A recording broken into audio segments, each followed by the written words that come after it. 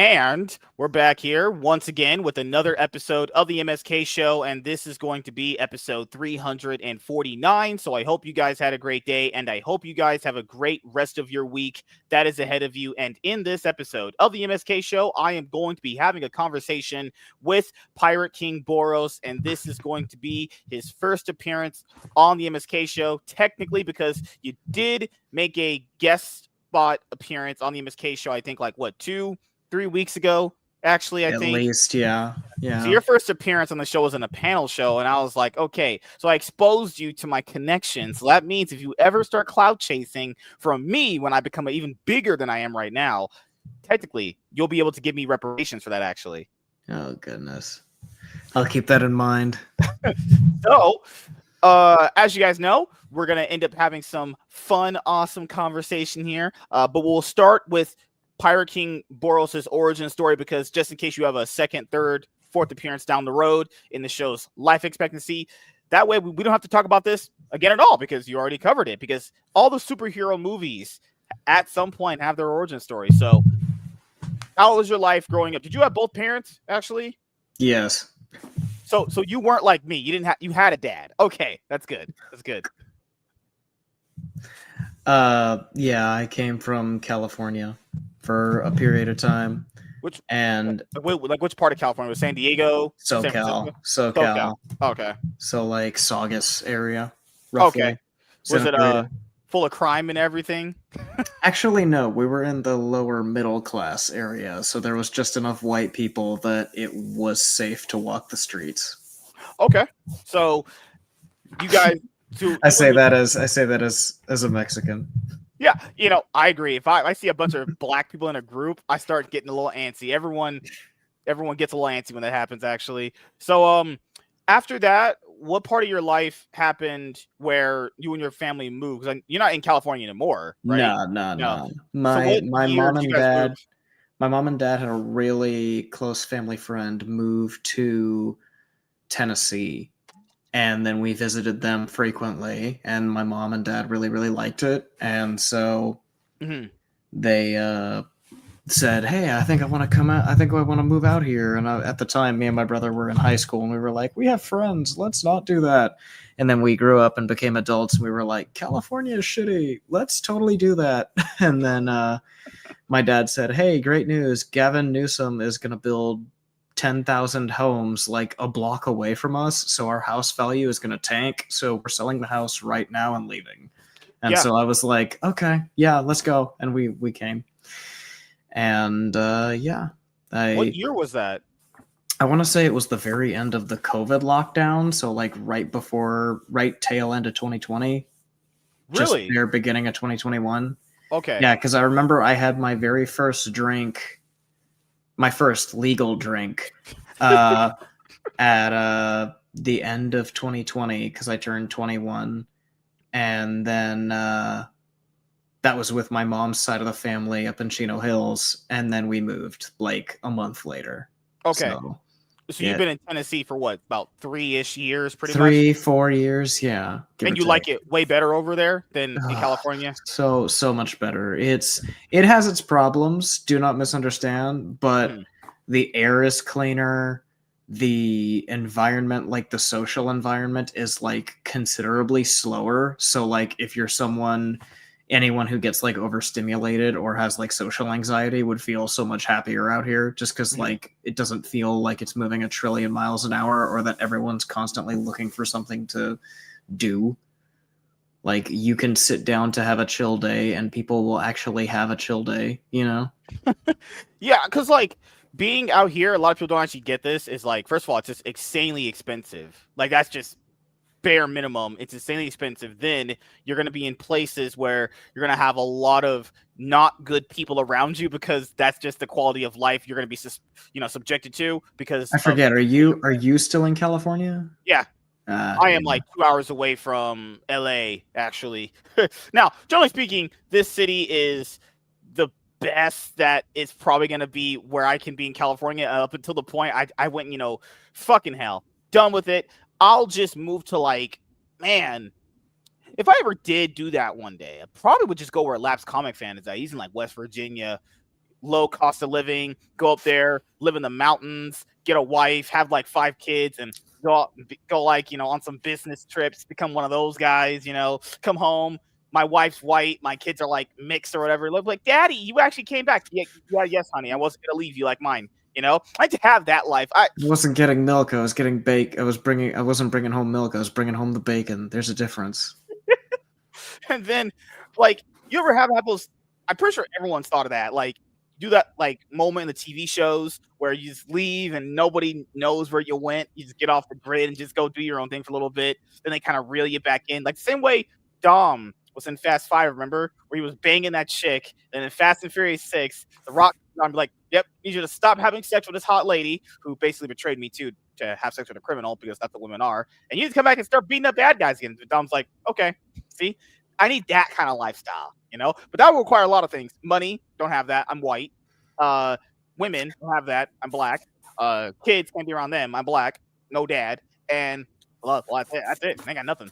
So that's the life we subject ourselves here to in California. Also in California, if you guys don't actually know this, our governor's a piece of shit, and he's going to try one for president very, very soon. I feel like the running team is going to be AOC and Gavin Newsom. I feel like that's going to be the team. Oh, God, that'd be terrible. I don't like... This isn't coming from a place of hatred so much as it's coming from a place of disappointment. Yeah. California high key deserves everything. They're just New York with better beaches because they vote for the same blue-blooded morons every election cycle, and it's just you deserve whatever you get at this point. The fact that we had a whole recall period that went nowhere and accomplished nothing was insane to me. Like I worked at a Hobby Lobby down in Valencia, I want to say, and this one woman, the customer service manager, beautiful, wonderful, charming woman, complete airhead when it came to anything remotely important like politics. She voted Newsom back in because she thought he was cute. Yeah, and I'm women like, are morons. No, like people are like, oh, this uppity, rude feminist. This is why women shouldn't have rights. And I'm like, no, you want a case for why women shouldn't have rights?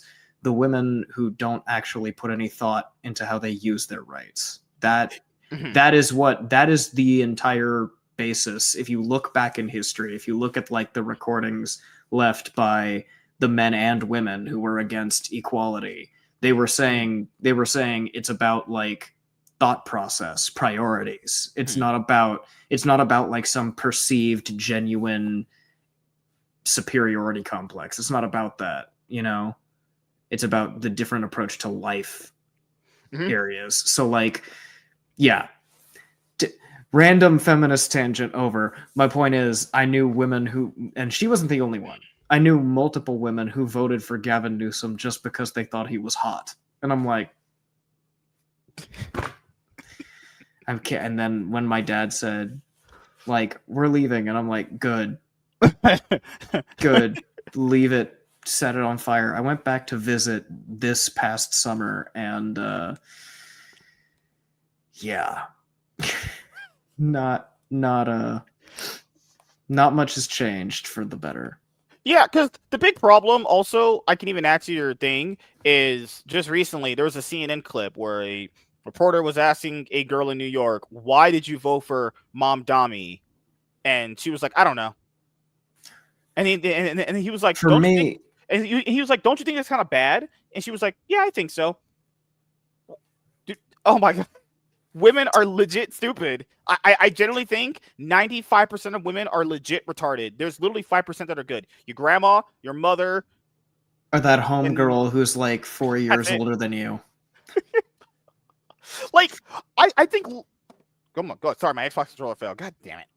I think literally outside of grandmas, mothers, and maybe if you actually have a really decent wife that you married, there's what other women are quality good? Like, god damn, like even in this women generation, that are teachers. In this generation, it's hit or miss. That much is for certain. But the mom, bouncing back to the Mom Donnie thing, that That is New York. Like, I compared California to New York. New York is it's a completely different beast because Mamdani was only appealing to the voters in New York because the other people were so much worse. Mm-hmm. And try as they might, the right wing doesn't really have a foothold there. So anyone saying, like, oh, vote red, no one's going to vote red. Red has no precedent. Mm-hmm. So the best they can hope for is to vote a blue person in who gets it right. Yeah. So I'm like, it's. And everyone, my brother is like, I'm just going to wait and see. I want to see how he does. And I'm like, okay, yeah, but you need to keep in mind the governor's already said she's not going to raise taxes on the rich. So half his promises just evaporated like overnight. That's what I thought was going to So happen. Like, he promised a bunch of shit in his campaign. That's what everyone does in these political campaigns. Like, this has been going on forever. Like, you promise a bunch of stuff, and then idiots that don't know how the system works thinks that they can all just be implemented. That's just not going to happen, right? Because there's people don't understand. It's like, if you want to make something pass, it has to go through a committee of people, and then they all pass it together with you. That's how things get passed, generally speaking, when you have like a Senate, a House, and your own government that you have in your own state. So you yourself could be like, yes, I would like if breakfast and lunch, like breakfast and dinner, are switched. We now eat dinner at 6 fucking a.m. in the morning, and breakfast will now be 6 p.m. Well, you could want that for yourself. You can even convince people, hey, that's a really good thing. Breakfast for dinner. It's good. Yeah, but guys, you have to actually pass that with other people who agree with you, and you have to lay out a case for them to also agree with you. It's not just like you just want these things and they just happen. I feel like the average person just literally is so absolutely stupid. They don't even know how these processes even work, actually. well, you also got to remember 90% of the shots in most states tend to get like called by like the governor. Mm-hmm. Like the mayor, no disrespect. I've met more than a couple mayors, and they're pretty nice, well-meaning people, but more often than not, they tend to just be a glorified mouthpiece. Yeah. And that stems from the fact that we have so many petty politicians nowadays who just don't, like, we got the freaking shutdown still. I think it's ending soon, which is why I heard today it was ending. Yeah. Schumer's getting eaten alive by the left because he compromised. But the shutdown is a perfect example of they wouldn't be doing this if it wasn't Trump in office. Like, they're just doing it because it's Trump. Like the amount of good ideas he had in 2016 and has had recently that everyone is fighting him tooth and nail on just because it's Trump's mouth it's coming out of is actually insane.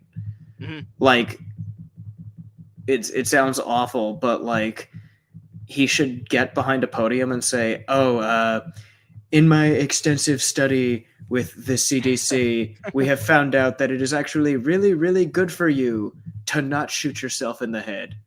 Like, you shouldn't do that. It's bad for you. Don't do it. Don't put a gun right here and pull the trigger. Just don't do it." And then watch how many leftists across the country just like that, or say like, I have found out, according to the CDC, water is in fact not breathable. Do not stick your full head underwater and breathe. Don't do it.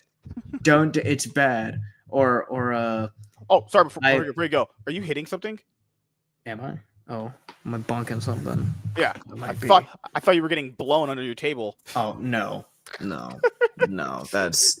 never happen for me. Like, my ass is single for life. Anyways. Yeah, like literally, Trump could literally say, "Hey, don't drink poison. It is bad. It's just bad. Just don't do it." A bunch of people go, poison lives matter. I think poison is great."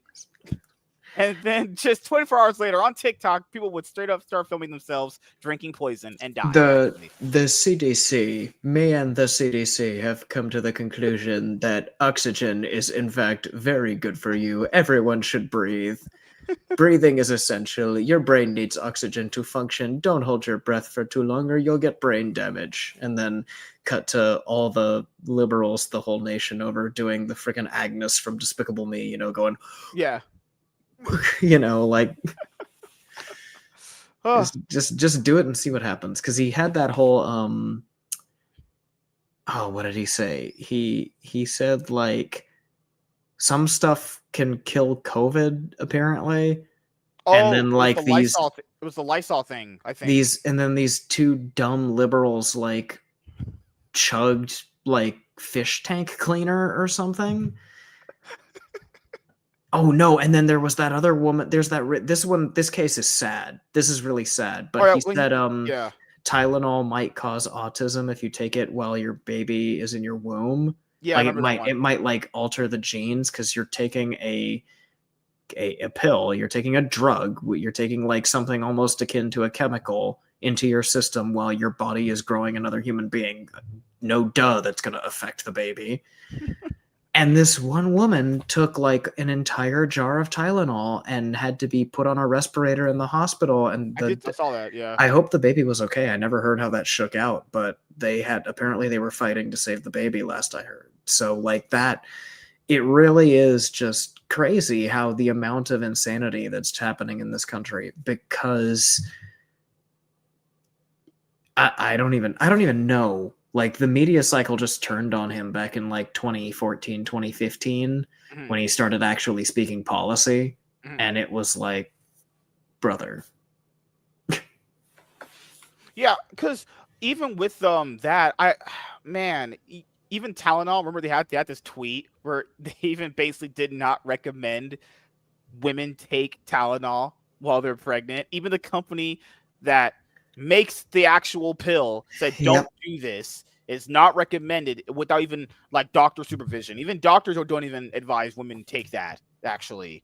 And then you have these stupid women on like TikTok or making these like reels on Facebook or Instagram or whatever, being like, yeah, I'm like 6 months pregnant. I'll just take Tylenol. It's like, and keep in mind, who are you hurting when you do that besides anyone but you and the baby you're carrying?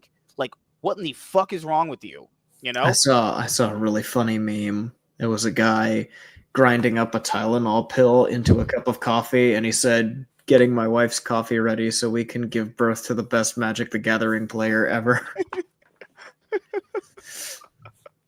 I just don't get it when it comes to some people. They're just stupid. Like, I generally think a lot of these people, when they were growing up as kids, were drinking tap water because they couldn't afford bottled water at the store because their parents were either poor or they were so poor they couldn't even afford a Band-Aid, or they were on food stamps actually. So the parent, when their daughters and sons, they're like, "Hey, mommy, can I get some water?"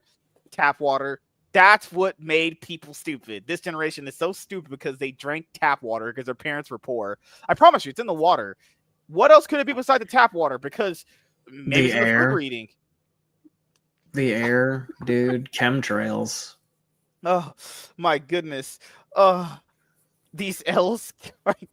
What the heck? I feel like MSK is trying to communicate. No, I'm just saying that women are fucking stupid. And I'm just saying this. Most guys only tolerate women's bullshit because they have vaginas and tits. It's not because of how they speak. I disagree. I know plenty of quality women. I would just never approach them because I'm a coward. Duh. Is this like less than 10 women though? Probably. Shit.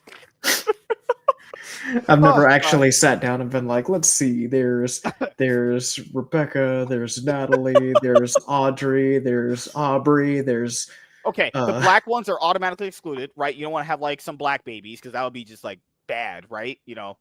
But then, Shaniqua got that fat ass. I'm kidding. And the Indians are excluded because they kind of stink, so you're good on those. I don't know any Indians actually. Maybe Asians, the parents would be like, "You don't make enough money." It's like, "Why are you no doctor?" It's like, I know an Asian out here who is she's like a Miss USA candidate. Like Lord. she is like. You gotta walk up to her and just shoot your shot and just be like, "Hey, yo, what it tastes like?" Just gotta say that, man. No. Why would that not work? I prefer to sit in the corner reading, so that way women who aren't worth my time just assume I'm a homosexual, or women who are my time will walk up and ask what I'm reading. Oh my god. That's why else do you think I'm wearing this lesbian denim jacket? Like the more I looked into how stupid women are, it's like women will be like, hey, you'll ask them, like, what are your qualifications to get married? They'll be like, I have 3 kids and I'm over 200 pounds or 300 pounds, whatever. And it's like, do people not know how value is perceived? Like, if girls were trying to like marry you, and a lot of them were like over 300 pounds, 4 kids, 5 different baby dads, it's like, yeah, no, your value is low. Not only you hit the wall, you have kids that aren't mine, and you want me to take care of them, and you're not even in shape. You are over 300 pounds. Yeah, no, your value is in the toilet. Is this referencing a recent conversation you had? No, it's the conversation I have with everybody. Just the value of women has plummeted in these recent years. That's what's the word for it. There's an online term for it.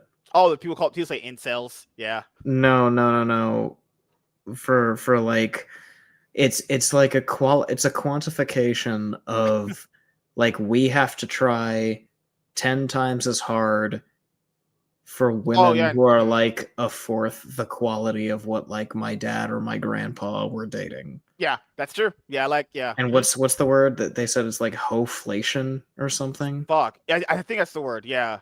I don't know. I'm not terminally online. I don't spend my time scrolling the internet. I spend my time attempting to platinum various PlayStation games.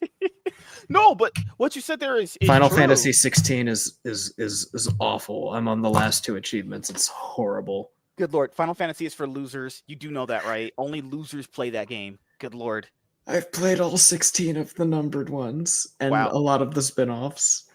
Just before you get into that, I do love how them making the game is supposed to be their last one because they're supposed to go out of business. Yeah, the Squaresoft team. It was supposed to be their final game if it flopped. That's why it's now we're on 16. Final Fantasy. Like, and then is it really sold a like Final Fantasy? Is it really a Final Fantasy if you're on 16 now? Well, the idea is it's supposed to be like a Final Fantasy that world is telling. Oh, okay. But since it's such a popular franchise, they just do the same general, this is to save the universe story, but it's in a different world each time. Oh, so it's been 16 numbered iterations and a bunch of spin-offs. But no, like that very last thing you said, it's like a bunch of us guys have to put out and achieve way more, and you're trying to achieve like the lowest, like you're not even getting a quality girl to even maybe be attractive to them. You're like attracting, like you said, what a 4 or 5? Who? Like Who, nowadays, no, just in general, that's just the average guy. We're gonna have to try to put out more than what any girl, like if we're being honest here, girls can straight up just blow dudes and get more further in life than knowing how to cook and clean. That's insane. I mean, I know, like I said, I know quality women. I know 10 out of 10s, but like, they haven't met me yet. I gotta be introduced to them. But I'm like, my whole thing is I'm scared of women because it's not even about like what their past is like. It's not even what they look like, so much so that like a lot of, and this goes for men too, like the social environment in our country is kind of cooked because like people are just used to being mean. Like there's just a lot of like needlessly cruel people out there, and it's kind of like my last relationship, I got beat up. My ex beat me up. What in the world? So like I have severe trust issues. So like I'm like, and mind you, if you asked pre-relationship me, like, do you think she'd do this? He'd be like, no. And then post-relationship me is like, I'm an idiot. There's 1,000,001 red flags here I should have seen early. But now, unfortunately, that has me questioning everything. So now I'm scared of women. How long ago was that? 2 years. Good lord. Just 2 years of just being abused by this girl. When did you call it quits? It was after. Oh, I called it quits 4 months in. 4 months in. Oh, 4 months in, I called it quits. So, it was a progressive. It started out good. It's got a little dicey, and then it got really, really bad. So, I called it. But what's funny is I only recently got back into dating, and my mother was happy to hear that I'm at least trying. And this isn't Black also true. gets views. This isn't true. I I was paid. I was paid off in Denny's free meal to help take down a scarecrow. I would help someone clean their house for Denny's. Are you kidding me? Yeah, it's like my ex, who's clearly retarded and a Mexican, so obviously they go kind of go hand in hand. She should be at home making like rice, bean, and cheese burritos or some shit. But she wanted me to go over to her house and take down a scarecrow, and I'm like, you do know that you didn't need to buy this thing, right? It's a Halloween decoration. You could have got the little small decorations everyone else gets, the jack-o'-lanterns and all that stuff. But she was like, oh, no, I like big things. And I'm like, okay, big things you like, So we go over and we take down a scarecrow, and I get Denny's afterwards. That's pretty much it. She called a white guy over to help. I don't know why she did, but maybe she was having this fantasy about us having a threesome. It's like, no. Probably not gonna happen, Plus, I'm 9 inches, so that's already good enough anyway, right? So, anyways, yeah. So, like I was saying, I got back into dating, and I took a girl out that I met on an app. Worst mistake of my life. Never getting on an app again. And this woman turned out to be married. Yeah, I remember you said that, and it was a thing that after that I remember you said you try to get in contact with her, and then yeah, I had someone else had to tell me that she was married, and I was like, this is why I have trust issues. And people always tell me I'm wrong with women. It's like, no, I think the issue here is dudes in general just are in love with women because, I don't know, tits and vagina just do crazy things to dudes. They just don't think they're bad in any possible context. Like they legit think, I think, that most dudes just think most women are just angels. They're just perfect. They can't do wrong. Like even growing up, I'm pretty sure dudes were even fighting each other over women. It's like, what are you fighting over a girl for? They have women, nothing they can offer you. You need to make friends with women before you start dating. That's because like all the guys who I knew growing up who weren't friends with women, they're the guys who had like 10 girlfriends by the end of high school. I'm the guy who was friends with women. I didn't start dating until I was like 18, 19. And I've only had a few relationships because I only went after the ones who like really sincerely stuck out. So yeah, it's just one of those things where, I mean, I do recommend to dudes, if you are going to go out with women, potentially try to, diversify your portfolio, try to see which ones offer the better experience, because it's just like, what in the world could you possibly want with just one woman, as most people would say? But it gets into a point where if you try out multiple different ones, then you'll potentially see which ones actually offer the best potential connection. Because the most thing that most guys are potentially looking for, I think, it's just chemistry and synergy, right? Because you yourself already have a job, so you already have money, and you already buy the things you want for yourself. What would a girl really do for you then? Like, what are you actually offering? That's why I ask people, like, what is this person actually offering you that you otherwise can't do yourself? You're gonna be like, but I need love and connection. Like, you're gay. One of the more interesting people I follow. Why didn't Boros enjoy a married queen, no strings attached? Because I want someone to attach to. Anyways. Also someone that's not gonna attack you. That's kind of, hey, we should keep our hands to ourselves. That shouldn't even need to be said. That's just like an unspoken rule kind of thing. You would think. But anyways, my whole thing is, where was I going with this? I need someone who shares my hobbies. Mm-hmm. So until I can find someone at least passively interested or open to being interested in stuff like this. Good Lord. But that's the problem, is the girls that are interested in that, no offense to the girls that are interested in that stuff, you're not attractive. Like, no offense, you're usually fat, overweight, you stink, and you're usually like straight up 2 out of 10s. Like, that's my experience. The ones that aren't have been long taken. That's just from California. Like most of the girls that are into like anime or video games, they're usually like not attractive at all. This like new age of attractive women streaming and playing video games, that's a new thing. Most girls that I've interacted with that actually like this stuff are not attractive at all. These are like straight up, literally, I'll be honest, like 3 out of 10s on a good day. And that's with makeup. So probably like 1 out of 10s. So speaking of video games, because you said you like Final Fantasy a lot, so what is your favorite Final Fantasy game out of all of them?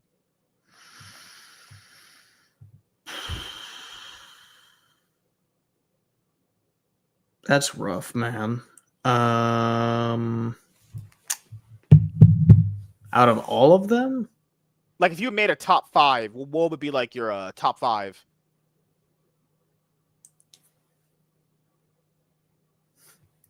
12, 13, 14, 15, 16. I mean, literally the last ones to come up within the decade. I guess, yeah, I really like those. Well, no, 12. 12 was like 2005, I want to say. Here, hold on. Give me a second. Because I know for me, the last Final Fantasy anything I watched was a 3D movie that they 2006. Made. 2006. Yeah, that's the only thing I watched of Final Fantasy ever. I never played an actual game of Final Fantasy. Did you like that movie? I know it's mixed amongst I think the Final Fantasy fans. When I watched it, I thought it was all right, but then again, I almost have no attachment to this franchise at all. Which movie? It was the one that came out where Sephiroth comes back at the end of the movie. Oh, Advent Children. Yeah. Yes. Yeah. FF7 Advent Children. The scene in the highway. Oh my god, that was very, very good. I think that movie's great. Honestly, I don't see a problem with it. But then again, I also think Final Fantasy VII Remake and Rebirth are pretty dope. So, oh god, do you see Final Fantasy in the future getting like anything more like live action or animated movies to be on the big screen? I think that Square Enix is kind of lost at the moment. So I don't see them making any intriguing or sensible decisions going forward with their brands. They've only made one semi-decent decision recently that I would consider good for the brand, and that was they shut down a lot of their Western business branches, and they're consolidating all their stuff in Japan, which is both a blessing and a curse, because it's a blessing because it means that most of the weird woke shit like Life is Strange and the debacle with the Final Fantasy XIV Dawn Trail expansion, all of that is now being pushed to the wayside completely. But now Square Enix and all of its brands lie solely in the hands of the home base that is responsible for all of Square Enix's weird AI Bitcoin kerfuffles. So we'll have to see where this goes. Also, they announced a Dissidia app again. So there's that. So it's also another thing I wanted to go over, which was you were gaming since you were young, right? Yeah, I've always had an interest in video games ever since I think the first video games we ever had was like those really cheap ass plug and plays that you could get from like anywhere back in the day. Yeah. We had one for like Pac-Man and Galaga, we had one for the Batman, and we had one for I want to say like Justice League or something. It was a whole thing. But yeah, What was your first system? My first full-fledged system was a Wii. Really? The Nintendo Wii. About 6 months before it was phased out too. So, was it the ones where you had the GameCube controller backwards compatibility, or was the one where it was no backwards compatibility? It could do that, but we didn't have any GameCube controllers. Okay. Damn, your first system was the Wii. That's fucking crazy. Okay. But now that I'm an adult, I have a PC, a PS5, and a Switch One, which I haven't plugged in forever because Nintendo is a dog shit company. Yeah, if people don't actually know this, I straight up gave away my Switch to a person we used to have on the show named Darnell Quigley because I legit never ever really played it. I only bought it because it had Super Smash Brothers Ultimate, and I wanted to play Smash Brothers with people that I knew and go to tournaments and do that. But once I pretty much just quit playing Smash Brothers competitively, or at least we go to locals and play against other people, I never really actually, used it enough. And it was one of those things where it's like, I don't really play this often. Like, it wasn't like the game library was even bad. For some reason, it just didn't draw me in any interest to play it outside of Smash. That was it. So I just gave it to Darnell. Was like, hey, can I have it? I was like, yeah, sure. I got really, really lucky. I went to like a small local in my hometown in California, and I kind of wrecked house as King Dedede. And then I was like, you know what? We're not gonna this isn't gonna go anywhere. I'm gonna run into a skilled player and then get stomped in. So I'm like, you know what? We're gonna take my store credit to this tiny ass nameless comic shop. We're gonna buy a couple comics and then just move on with life. That was fun. Yeah, like for me, we didn't have a GameStop here. We had a Game World, which was pretty. It's almost basically the same shit, honestly. Like people, I was surprised that people were surprised that if you bought a $60 game with tax, so it's like $65, and then you took it to GameStop, they were trying to get full price for it. I was like, guys, I understand GameStop is giving you almost nothing for it. I understand that point. But you do know that that's not how no business would function, right? If you bought something for me for $60 and you took it back to give it back to me, I'm not going to give you $60. That's just stupid. I don't know why anyone would expect that. Like, what you should get is like half. I think half is fine. I think getting like 35 is fine, right? Because, you could have scratched the disc, you could have damaged the game, any of that stuff, right? But GameStop was out here giving people like $25, and it's like, oh my God, that's just insane. That is crazy. Or you get store credit, obviously, and GameStop. What was the last thing I even bought from GameStop? It had to have been like. I think the only things I've bought from GameStop in a long time has been Amiibos. Oh, I know those things. And that's just because like they're pretty dope models. Like I have the Sora one, and it is literally the cheapest Sora statue you will ever have. And it's really well articulated, and they've introduced new ones for the Switch 2. They're bigger and somehow even more articulated. So like it's cool. The Amiibos are a solid toys to life thing. Like it's Skylanders if it never died. So you said you have a PS5. So what was the last game you played on your PS5 minus the Final Fantasy game? A PS4 game, Yakuza 0. Good Lord. So you're saying that the PS5 library is just not interesting to you? Oh, the PS5 library isn't the PS5 library. It's a PS5 port of a game that's available everywhere else. The only PS5 exclusive games that exist right now are Demon's Souls. Yeah, Demon's Souls. So you didn't play the did you play the Insomniac Spider-Man? I played the first one. I haven't played Miles Morales yet, and I hear 2's pretty bad. So I'm not sure. I'm not sure if I'm interested in pushing forward because I really liked the first one, and I'm not trying to soil that experience. Come on, man. How would it be bad if you swapped a white guy with a black guy? It can't be always that bad, right? No, it's usually always pretty fucking bad. Like, this is what I tell people is race swapping. It's not just Miles Morales, just superheroes, anything. Race swapping is stupid. Because the logic behind it with most people is like, well, you should just be happy with the best actor that they picked. Yeah, but you could also have that. And the other thing, too, it doesn't have to be a either or, I don't get why this is the common sentiment around that stuff. Also, this logic isn't even applied to other characters. Like if you say, hey, well, Black Panther, okay, if we're using this Black Panther, can he be fucking Indian then? They're like, no, intrinsically, you have to keep him black. But keep in mind, why I don't understand if Black Panther is sacred, it all comes down to the writing. Yeah. It all comes down to the writing. At the end of the day, the only reason at the end of the day, the only reason Miles has any clout whatsoever, any positive clout, that is because of those Spider-Verse movies, which are admittedly pretty decent. Yeah, like I think that's the main reason why a lot of people like his character, because the animated movies did a pretty good job at portraying him in the way that you would want that kind of legacy character to be portrayed. I think DC has always kind of did that concept better. Like you have Nightwing for Batman, you have the various other Green Lanterns besides Hal Jordan, you have the various other Robins beside Dick at a single point. Because when people say they like that concept, it's because DC did that concept, or various writers and artists did that concept in DC, right?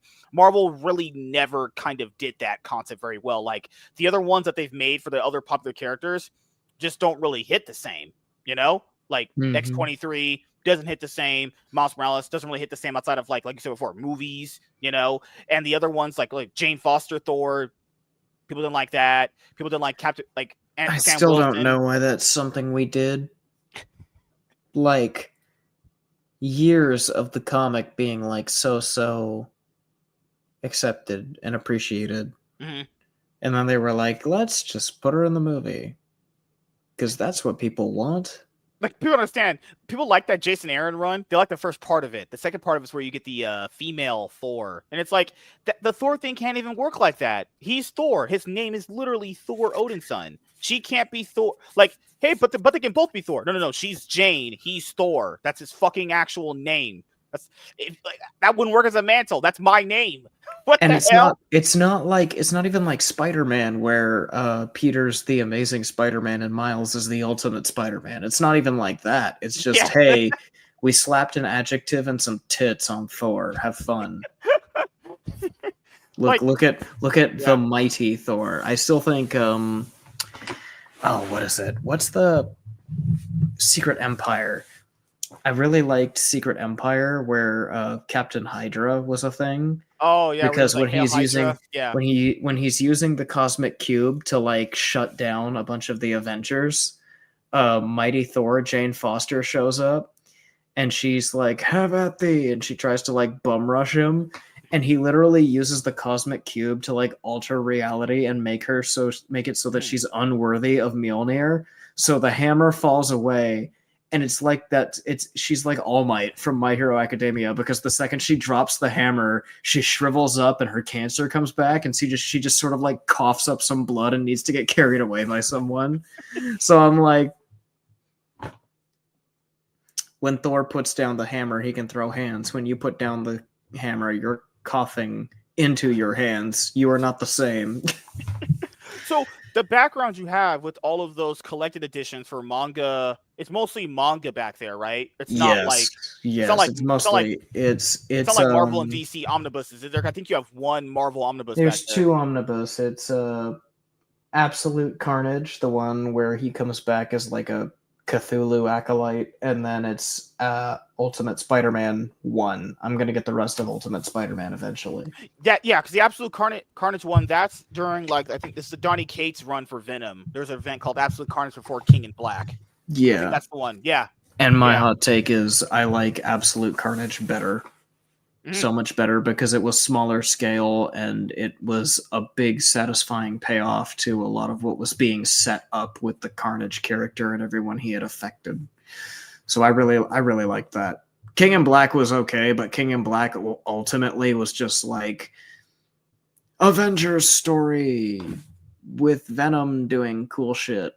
You know, like that was and there's nothing wrong with that. People like that. I liked it, but like the Absolute Carnage I loved so much more. Because I know you have the Dragon Ball Z Viz big editions. Yeah. I'm considering getting rid of them and getting the regular manga, because they kind of like, they don't quite censor it, but they like they like mess with it, and I'm not sure I like that. Like, for example, when Raditz is being held by Goku in the actual translation, like if you just have like the regular 1-volume edition, he says, "Let me go, damn you." But in the Viz Big edition, he says, "Let me go, curse you." And I'm like, I don't know. Oh my god! Like, I like the 3-in-1s they do, but the paper quality, you can tell, is much worse than the actual standard manga. Like, it's so flimsy, you know. But I get it. It's like you're basically getting like an omnibus for like $15, but the paper quality is so much worse. It's $20. It's $20 for 3 volumes worth, which is $10 off accumulatively. Yeah. But yeah, you're right. The paper is extremely low quality compared to like the bar that we have elsewhere. But I like the Dragon Ball one because every now and then you'll turn a page and some of it'll be in color. Right. Yeah, I like that too. I like the here you go, full color Gotenks. Yeah, like I hated when they stopped the Dragon Ball official color manga because I think it goes up to literally just after the Frieza arc. I was gonna say it barely made it to the Frieza saga, right? Because people stopped buying it. Yeah, people stopped buying it, so the only way to read it in official color would just be finding it online. It's like fan jobs at that point. God, man. And I usually tell people, hey, buy the 3-in-1s because you'll save money. But it's like you save money, but you get worse paper quality. But I don't think general people will care about that. But it just depends on who you talk to. So what else do you have? The collection below that, is that Demon Slayer? Yeah, that's the. Hold on. Ignore that. That's Demon Slayer right there. Oh, you have the whole box set. Okay. Yeah. And then Hellsing, and then One Piece. Almost all of it. I'm only missing 5 volumes.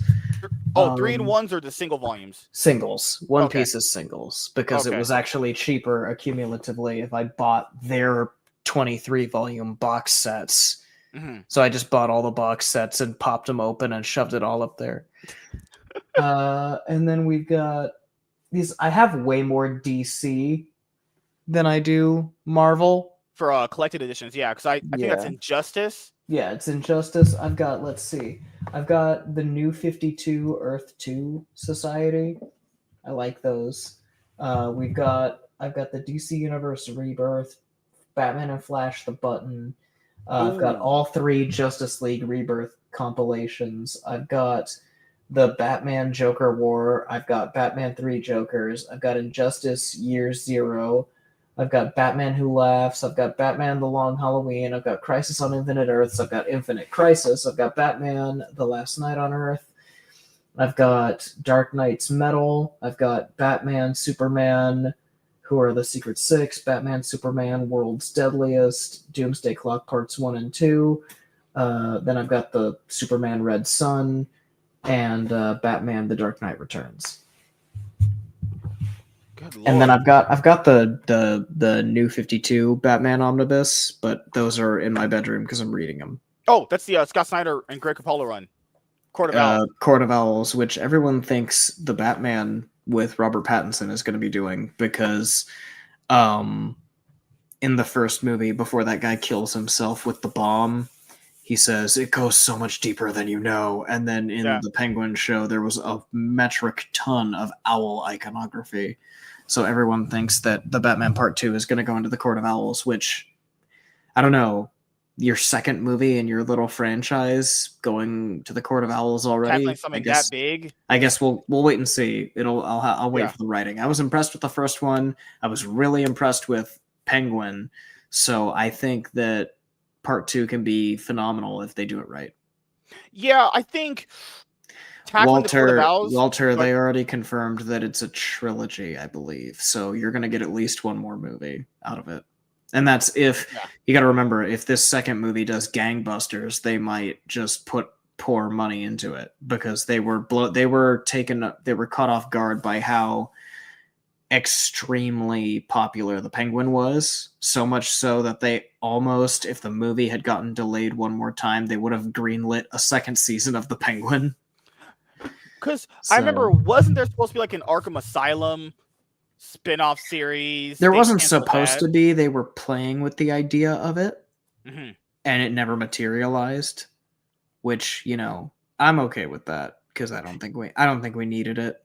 Yeah, there's a lot of unneeded random series that they announce and they never do, and you start to think to yourself, did I even really want that? Like, I remember when James Gunn announced his DCU Chapter 1 Gods and Monsters slate, most of that is getting reshuffled and retooled at this point. Because I remember one of them he announced was that Amanda Waller TV show, and it's like, why do we want a Amanda Waller TV show? Like, do we need that? Is that even something people care about? Like, what the hell? He's not like super crazy. Some of his ideas don't, like, the ideas on paper don't turn me off. It's the, okay, but who are you getting to make it? Because hold on, let me do some research here. I don't think it was with you. I think it was on Vaughn Coleman's show. We looked up hold on, Supergirl, Woman of Tomorrow, movie writer. Anna Noguera. I don't know if I pronounced that correctly, but she... Oh, the Supergirl movie. Okay. Supergirl, Woman of Tomorrow. She wrote the Vampire Diaries. So I'm like, do we want this woman? I will say this, as a person who consumed the Vampire Diaries, that show was very good up until seasons 1 through 4 were, in my opinion, pretty good overall. Then she joined the team at season 5, according to Google. That season's awful. Yeah, that season's bad. That's when the show started tanking, and then it bounced back to season 6. So I knew. Well, there you go.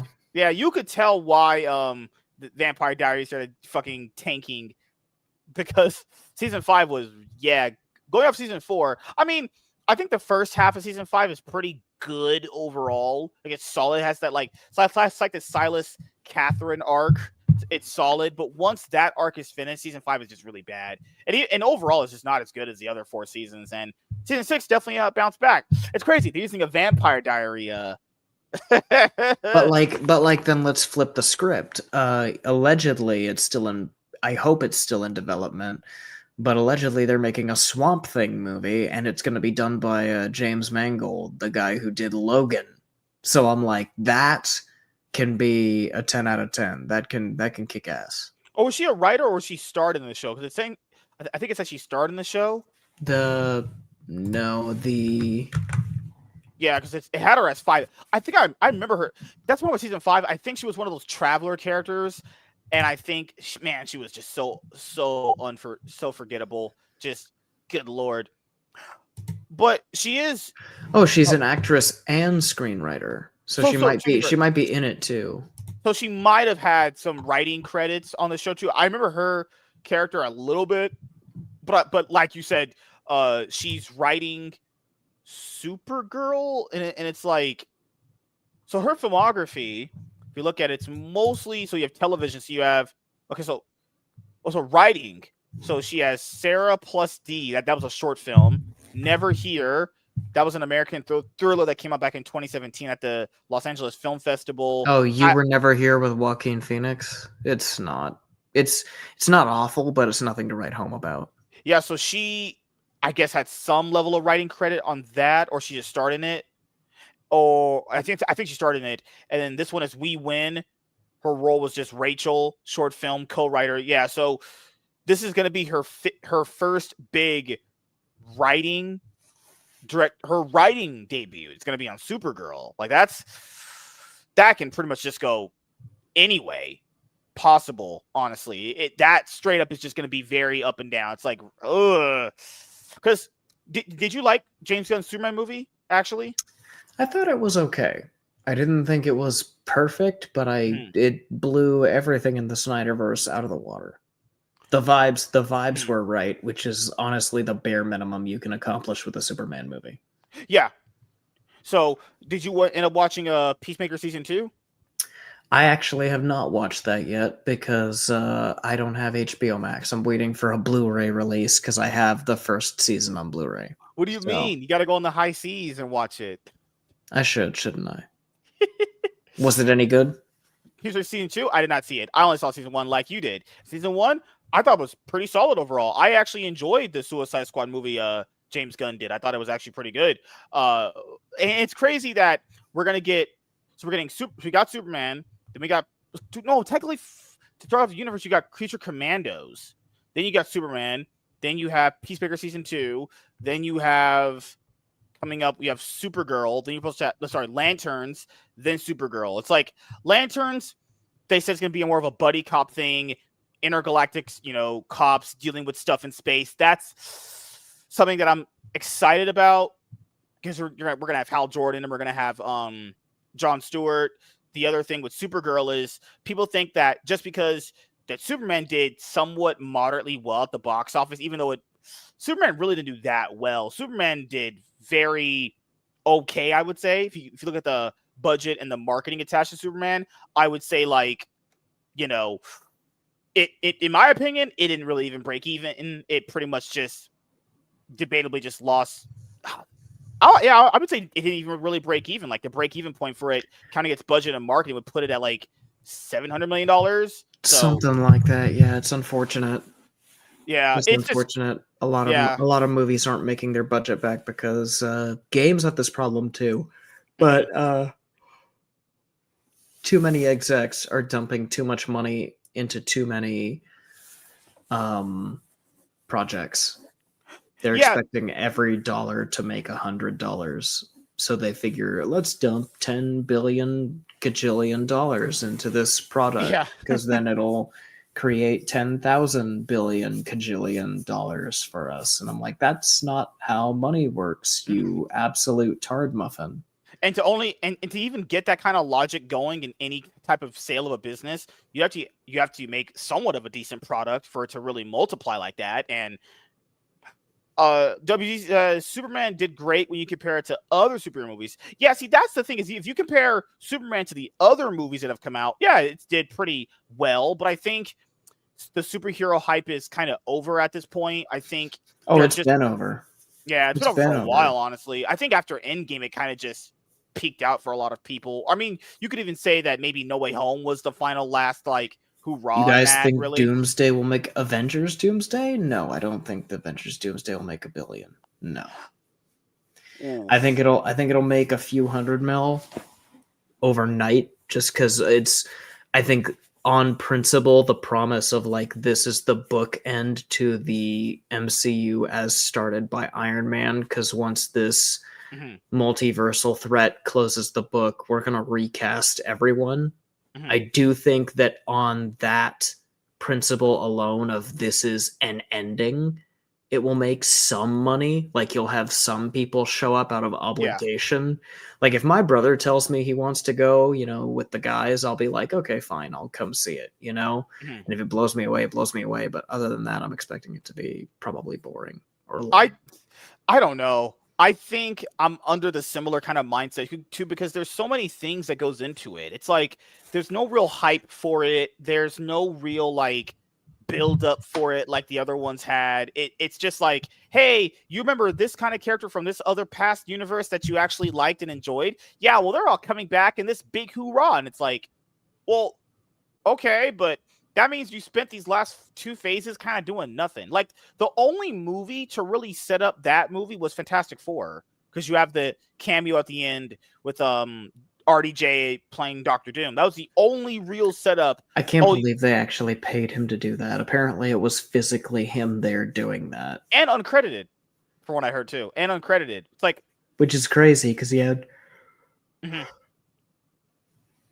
had 3 movies on the contract.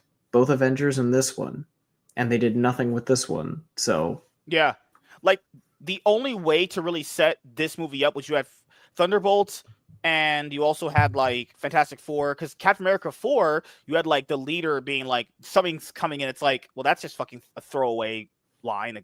How the fuck would he know this? How would leader know what's coming from this kind of other Doctor Doom that's going to be in the movie? And I just don't know. I think it'll make a lot of money more than what we typically see, but $1 billion like Deadpool and Wolverine, I don't know. If it makes as much as Deadpool and Wolverine did, even that would kind of be a disappointment, because the other Avengers movies made $2 billion, actually. Yeah, Avengers. Marvel used to be a cash cow in the cinema, and they ran it into the dirt, be it through flooding the market or bad writing. I know people who don't see Marvel movies on principle now just because of how bad they've gotten. That's pure and simple. They're not interested. Oh yeah, and it's a bummer. TV shows too. Too many TV shows. God, these are so bad. Also, yeah, that scene in Fantastic Four was something that I actually criticized the movie on, even though I did enjoy it. Where that scene could have been like, hey, you should have had Doctor. You know, in horror movies, you have that shot of like the villain that's right there. You can tell they're there as the audience, but the characters can't. What they should have did was that you should have had him looking at her take care of Franklin, and then him just walking in there. That would be more menacing than just like, oh, she walks in there and he's just kind of kid takes the mask off or whatever. It's like, god damn. So yeah, as we head out of here, it was a great time. It was an awesome one-on-one. Can't wait to have you on the show at some point again. So the last two things I'll ask you is, the first thing is, do you have anything planned coming up that you would like to let the audience know about? I am finally getting around to posting some videos on my channel about we made it to the end of Final Fantasy XIV Heavensward, which is the first major expansion. And then we're gonna get those uploaded. I'm still writing the Arcane Season 2 critique video, which God knows coming out. God knows how long that's gonna be coming out, because I've got a whole book here I need to read for part of the video, so it's a doozy. And then I'm writing a novel that's hopefully going to be ready to come out at the beginning of next year. So TBD on a lot of things, but we got content coming out on the main channel, so I'll keep the piggies fed until the big stuff comes. Yep. And the last thing I'll ask you, man, is do you have any shout outs you want to give to anyone in particular, and anything else you want to say before we head out? I want to shout out my Reform Orthodox Rabbi, Bill Clinton. Thank you, everybody. Shouting out Bill Clinton. All right. And then you got to give thanks to P. Diddy. No, do you know what I'm talking about? Do you know the guy? There was like a guy. He went up on stage at the Game Awards at the very end when it was. I think it was 2023. What year did Elden Ring come out? Because Elden Ring was the game that won Game of the Year that year. It was like 2022, 2023, something like that, I think. Yeah. Yeah, when they were done, the guy who rushed the stage was very polite, because the way he rushed the stage was he got up with the FromSoft people and followed them on stage as if he belonged, and nobody questioned it. So when he was very polite. He let them finish their thing. He let them accept their reward. And then they all walked off stage and he didn't follow them. So he leaned into the mic and said, "All right, my turn. I want to thank my Reformed Orthodox Rabbi, Bill Clinton. Thank you, everybody." And then he tried to leave and the security got him.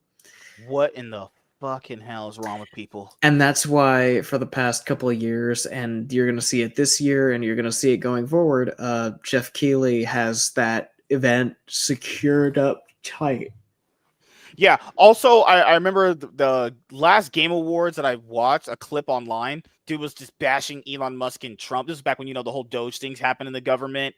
He was like, yeah, fuck Elon Musk and fuck Trump and tearing down democracy. And it's like, yeah, that's what we tune into Game Awards for. Hearing people just talk about politics. That's what more games need, obviously, is to divide their audience. So thank you guys for checking out this episode of the MSK Show. We will and should have another episode of the MSK Show tomorrow, and another one-on-one with Dead Mom Alive, I think that's her name. But if that doesn't happen, then, well, I'll just go outside and have sex with girls, because that's what normal men should do at my age, obviously consensually, and no black women, because I am not trying to get attacked. So we'll see you guys later. You guys have a great